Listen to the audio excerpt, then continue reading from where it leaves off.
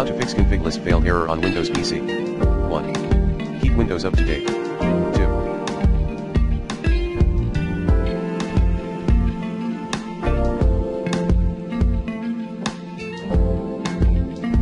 Update your drivers.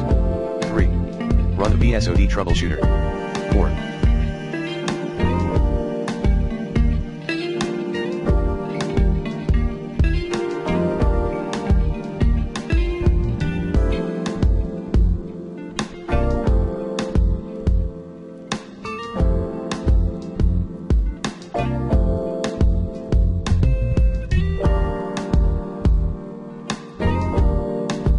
Run the SFC scan and run DISM as admin.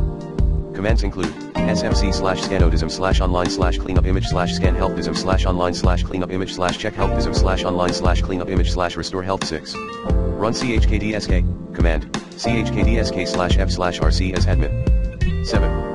Run Windows in its clean boot, then remove problematic software using the recommended uninstall tool pro in this video guide.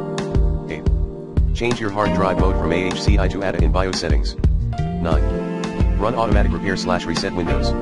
10. Check then troubleshoot potential hardware issue, from RAM to hard drives.